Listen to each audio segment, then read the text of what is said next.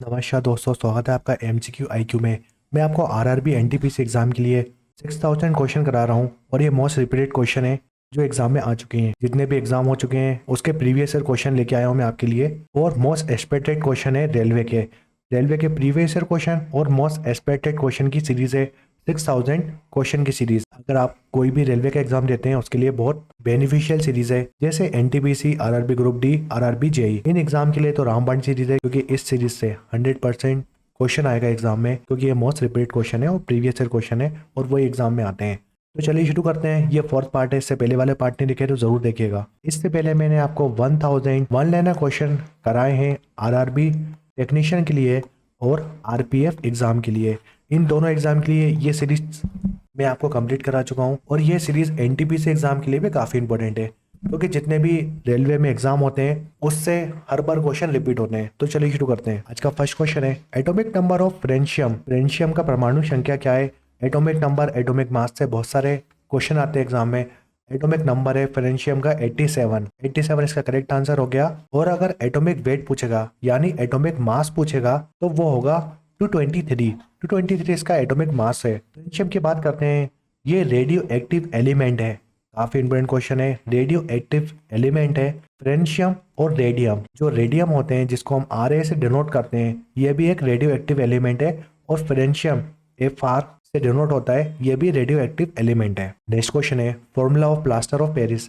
Plaster of Paris का सूत्र क्या है? ये काफी ज्यादा इंपॉर्टेंट क्वेश्चन है। प्लास्टर ऑफ पेरिस, जिसको हम पीओपी बोलते हैं, इसका फॉर्मूला होता है CaSO4.1/2H2O। ये होता है इसका फॉर्मूला। इसको हम एक और नाम से जानते हैं, इसको हम बोलते हैं semi hydrate of calcium sulphate. ये क्वेश्चन आ सकता है कि semi hydrate of calcium sulphate का फॉर्मूला क्या है, तो इसी को हम बोलते हैं प्लास्टर ऑफ पेरिस। इसका फॉर्मूला होता है CaSO4.1/2H2O। इसका फॉर्मूला होता है, काफी इंपॉर्टेंट है प्लास्टर ऑफ पेरिस का फॉर्मूला। अगर आपको प्लास्टर ऑफ पेरिस का फॉर्मूला याद है, इसमें आप जैसे H2O यानी वाटर की रिएक्शन कराएंगे तो ये क्या बन जाएगा? ये बन जाएगा जिप्सम का फॉर्मूला। तो जिप्सम का फॉर्मूला होता है CaSO4.2H2O। अगर इसमें से 1/2 हटकर 2 आ जाएगा तो ये जिप्सम का फॉर्मूला आ जाएगा। तो आप याद रखो, आपके पास जीप है, कितनी जीप है आपके पास? 2 जीप है, तो जिप्सम के फॉर्मूले में 2 आता है यानी 2 आता है। प्लास्टर ऑफ पेरिस कैसे याद रखोगे?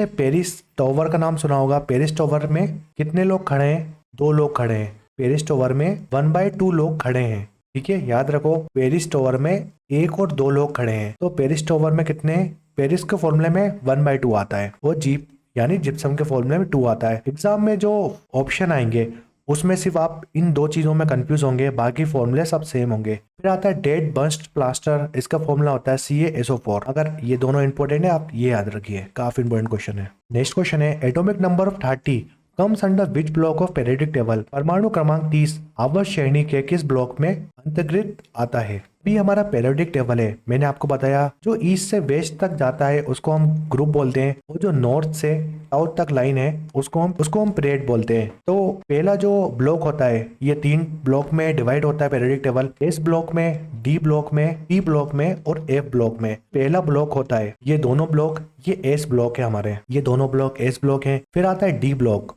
है पूरा। उसके बाद पी ब्लॉक आता है, पी ब्लॉक होता है हमारा ये पूरा हिस्सा, और एफ ब्लॉक नीचे वाला जो पीरियोडिक टेबल में कॉलम होता है वो एफ ब्लॉक होता है। तो जो एटॉमिक नंबर 30 है ना, वो डी ब्लॉक के अंदर आता है, ये है डी। एटॉमिक नंबर 30 किसका है? जिंक का। तो एटॉमिक नंबर 30 डी ब्लॉक के अंदर आता है, याद रखो आप, काफी इंपोर्टेंट क्वेश्चन है। 21 से लेकर 30 तक डी ब्लॉक में है एटॉमिक नंबर। इससे एग्जाम में क्वेश्चन आता है, इसलिए मैं आपको ये क्वेश्चन करा रहा हूँ, क्योंकि ये रिपीटेड क्वेश्चन है जो एग्जाम में आ चुके हैं। नेक्स्ट क्वेश्चन है, बेकिंग सोडा का फॉर्मूला क्या है? बेकिंग सोडा का फॉर्मूला होता है NaHCO3। और ये काफी इंपॉर्टेंट क्वेश्चन है। बेकिंग सोडा जो छोले भटूरे होते हैं, छोले भटूरों में यूज होता है बेकिंग सोडा। छोले भटूरे जो फूल जाते हैं ना, वो बेकिंग सोडा के वजह से छोले भटूरे फूलते हैं। मगर एग्जाम में क्वेश्चन आता है, जो हमारा एंटा एसिड होता है, एंटा एसिड में क्या यूज होता है? तो एंटा एसिड में बेकिंग सोडा यूज होता है। अब इससे इंपॉर्टेंट क्वेश्चन क्या है कि बेकिंग सोडा को हम और किस नाम से जानते हैं? इसको हम बोलते हैं सोडियम बाइकार्बोनेट। ये क्वेश्चन आता है कि बेकिंग सोडा को हम और किस नाम से जानते हैं? तो बेकिंग सोडा को हम बोलते हैं सोडियम बाइकार्बोनेट। इसका फॉर्मूला होता है NaHCO3। काफी इंपॉर्टेंट क्वेश्चन है। एक और क्वेश्चन एग्जाम में ये भी आता है कि वॉशिंग सोडा का फॉर्मूला क्या है। वॉशिंग सोडा का फॉर्मूला क्या है, देखो इसको याद करने का ट्रिक बताता हूँ। अगर आप क्लोथ्स को वॉश करते हैं 10 रुपए का डिटर्जेंट यूज होता है। जब आप कपड़े धोते हैं तो कितने रुपए का डिटर्जेंट यूज होता है, 10 रुपए का डिटर्जेंट यूज होता है। तो वॉशिंग सोडा को याद रखने की ट्रिक सुनिए। इसका फॉर्मूला होता है Na2CO3, इसका फॉर्मूला होता है के साथ 10H2O। ये पूरा फॉर्मूला होता है वॉशिंग सोडा का। तो 10 रुपए का वॉशिंग सोडा यूज होता है कपड़े धोने में, इसके फॉर्मूले में 10 आता है। नेक्स्ट क्वेश्चन है helium belong to which group. Helium किस समूह से संबंधित है, तो ये कौन से ग्रुप में, 18 ग्रुप में। ये पी ब्लॉक के अंदर आता है और 18 ग्रुप का पहला एलिमेंट है हीलियम। एक और एग्जाम में क्वेश्चन आता है जो हीलियम गैस है वो यूज कहाँ होती है, तो ये डाइवर गैस है। डाइवर गैस जो पानी में आप सिलेंडर लेके जाते हैं उसमें कौन सी गैस होती है, तो ये एक आदमी है। ये एक आदमी है और इसके ऊपर जो गैस का सिलेंडर रखा होता है जिससे ये ऑक्सीजन लेता है, इसमें कौन सी गैस यूज होती है, तो इसमें हीलियम गैस यूज होती है ऑक्सीजन के साथ। क्योंकि जो हीलियम है ना वो लाइट गैस है और ये बबल फॉर्म नहीं करती। एक और क्वेश्चन आता है कि हम नाइट्रोजन गैस यूज क्यों नहीं करते।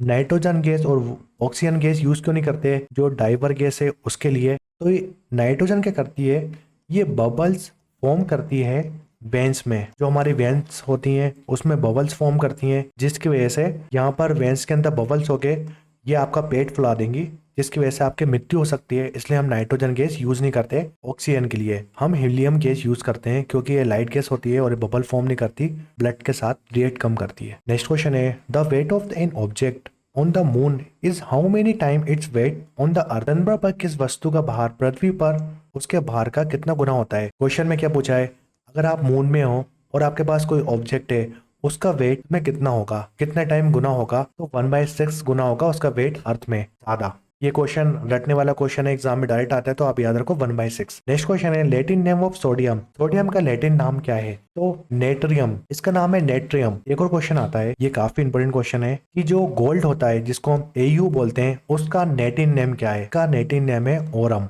ये क्वेश्चन आता है, इसको हम गोल्ड भी बोलते हैं ओरम भी बोलते हैं। नेक्स्ट क्वेश्चन है मिनीमाटा disease was caused by eating fish which have high level of dash. मिनीमाटा रोग उन मछलियों को खाने से होता है जिसमें डैश का स्तर अधिक होता है। इस क्वेश्चन का आंसर है मर्क्यूरी।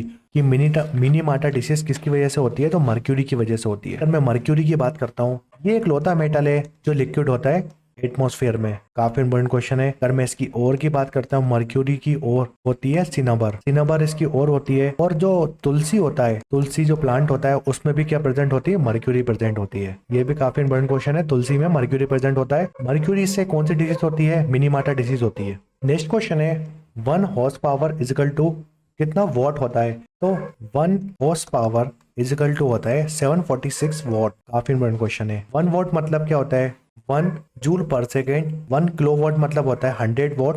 1 किलोवाट आवर मतलब होता है 3.6 इंटू 10⁻6 जूल। ये काफी इंपोर्टेंट क्वेश्चन है। और 1 हॉर्स पावर होता है 0.746 किलोवाट। नेक्स्ट क्वेश्चन है the dash have abundant white fibres. देश में प्रचुर मात्रा में सफेद रेशे होते हैं, तो किसमें सफेद रेशे पाए जाते हैं, तो ये मसल्स में रेशे पाए जाते हैं। 2 क्वेश्चन आते हैं मसल से। अगर मैं आपसे पूछूं लार्जेस्ट मसल्स कौन सी है बॉडी में, ह्यूमन बॉडी में लार्जेस्ट मसल कौन सी है, इसका नाम है ग्यूटरस मैक्सिमस। ग्यूटरस मैक्सिमस सबसे बड़ी मसल है ह्यूमन बॉडी में। अगर मैं आपसे पूछूं स्मॉलेस्ट मसल्स कौन सी है बॉडी की, तो इसका नाम है स्टेपिडियस। स्टेपिडियस मसल्स ये स्मॉलेस्ट मसल है ह्यूमन बॉडी की। लार्जेस्ट मसल्स है ह्यूमन बॉडी की ग्यूटिमस मैक्सिमस। ये दोनों क्वेश्चन आते हैं एग्जाम में। नेक्स्ट क्वेश्चन है which is the heaviest metal on the earth. जो पृथ्वी पर सबसे भारी मेटल कौन सा है, पृथ्वी पर सबसे भारी मेटल है ओसियम। नेक्स्ट क्वेश्चन है यूनिट ऑफ फोर्स। फोर्स की इकाई है न्यूटन। नेक्स्ट क्वेश्चन है who made new periodic table. 2 question आते हैं। एक क्वेश्चन आता है न्यू पीरियडिक टेबल किसने बनाया, तो डिमेत्री मेंडलीफ ने बनाया था न्यू पीरियडिक टेबल। मेंडलीफ का पीरियडिक टेबल किसके ऊपर बेस्ड था, ये क्वेश्चन आता है। मेंडलीफ का पीरियडिक टेबल एटॉमिक मास के ऊपर बेस्ड था। याद रखो एटॉमिक मास के ऊपर बेस्ड था मेंडलीफ का पीरियडिक टेबल। और टोटल कितने एलिमेंट खोजे थे मेंडलीफ ने, 63 एलिमेंट की खोज करी थी मेंडलीफ ने। सबसे इंपोर्टेंट क्वेश्चन आता है कौन से एटम को मेंडलीफ फिक्स नहीं कर पाए थे, atom which have no fix place. कौन सी एटम को मेंडलीफ फिक्स नहीं कर पाए थे जिसकी वजह से इनका लॉ फेल हो गया था, तो ये फिक्स नहीं कर पाए थे हाइड्रोजन को। हाइड्रोजन को जो आवारा एलिमेंट बोलते हैं जिसको हम, हाइड्रोजन को फिक्स नहीं कर पाए थे मेंडलीफ। टोटल 63 एलिमेंट इनने खोजे थे। एटॉमिक मास पे बेस्ड था इनका पीरियोडिक टेबल। एक और क्वेश्चन क्या आता है, अगर मैं आपसे पूछता हूँ कि मॉडर्न पीरियोडिक टेबल के जनक कौन है, मॉडर्न पीरियोडिक टेबल की डिस्कवरी किसने की थी, तो इनका नाम है हेनरी मोजले। हेनरी मोजले, इनका जो पीरियोडिक टेबल था वह एटॉमिक नंबर पे बेस्ड था। इनके एलिमेंट एटॉमिक नंबर के हिसाब से जमे हुए थे और ये मॉडर्न पीरियोडिक टेबल के जनक है हेनरी मोजले। न्यू पीरियोडिक टेबल का पूछेगा आपसे तो मेंडलीफ इसका आंसर होगा। नेक्स्ट क्वेश्चन है, which group is termed is the hydrogen element group, किस समूह को हाइड्रोजन तत्व समूह कहा जाता है, तो 17 ग्रुप को हम हाइड्रोजन ग्रुप बोलते हैं। नेक्स्ट क्वेश्चन है, स्मॉलेस्ट बर्ड कौन सी है, सबसे छोटा पक्षी कौन सा है, तो हेमिंग बर्ड इसका नाम है। नेक्स्ट क्वेश्चन है, लॉन्गेस्ट बोन कौन सी ह्यूमन बॉडी की, मानव शरीर की सबसे लंबी हड्डी कौन सी है, तो फीमर इसका नाम है। जो हमारी थाई होती है उसकी बोन को हम बोलते हैं फीमर बोन और ये सबसे लंबी हड्डी है ह्यूमन बॉडी की। स्मॉलेस्ट बोन कौन सी है ह्यूमन बॉडी की, ये भी क्वेश्चन आता है। सबसे छोटी बोन कौन सी है, इसका नाम है स्टेप्स। स्टेप्स ईयर में होती है, हमारे कान की बोन जो होती है स्टेप्स, वो सबसे छोटी बोन है ह्यूमन बॉडी की।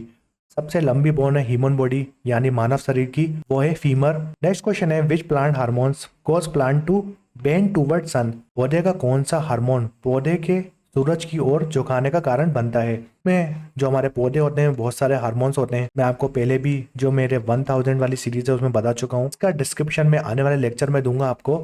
इसका करेक्ट आंसर है, इसका नाम है ऑक्सिन। ऑक्सिन हार्मोन क्या करता है, कर ये सन है हमारा, सन की ओर जो प्लांट होता है उसको झुकाने का काम करता है ऑक्सिन। ये आपका प्लांट है तो आपके प्लांट को झुकाएगा सन की ओर ये प्लांट, ये हार्मोन। नेक्स्ट क्वेश्चन है, who discover the RH factor, RH factor के खोज किसने की थी, RH फैक्टर की खोज की थी लैंडस्टेयर ने। नेक्स्ट क्वेश्चन है, where are the white fiber found, सफेद रेशे कहाँ पाए जाते हैं, इसका करेक्ट आंसर है मसल्स में पाए जाते हैं सफेद रेशे। नेक्स्ट क्वेश्चन है, plant that grow in desert are called, रेगिस्तान में उगने वाले पौधों को क्या कहा जाता है, इसको हम ज़ेरोफाइट बोलते हैं। ज़ेरोफाइट बोलते हैं हम जो पौधे उगते हैं रेगिस्तान में, इसमें पानी की कमी होती है, बिगर पानी के उगते हैं ये पौधे। जैसे कैक्टस का प्लांट देखा होगा आपने जिसमें कांटे कांटे लगे होते हैं, वैसे पौधे उगते हैं रेगिस्तान में। ये फोर्थ पार्ट था 6000 क्वेश्चंस का, ये मोस्ट प्रीवियस ईयर क्वेश्चन की सीरीज है। वीडियो पसंद आए तो लाइक करें, शेयर करें, सब्सक्राइब करें। MCQ IQ को आप हमारे साथ टेलीग्राम चैनल में जुड़ सकते हैं और आप हमारे साथ इंस्टाग्राम चैनल में जुड़ सकते हैं, जिसकी लिंक आपको वीडियो के डिस्क्रिप्शन में मिल जाएगी। वीडियो पसंद आए तो लाइक करें, शेयर करें और आपने अभी तक चैनल को सब्सक्राइब नहीं किया हो तो प्लीज सब्सक्राइब करें। अपने दोस्तों के साथ भी ये वीडियो शेयर करेगा। Thanks for watching MCQ IQ।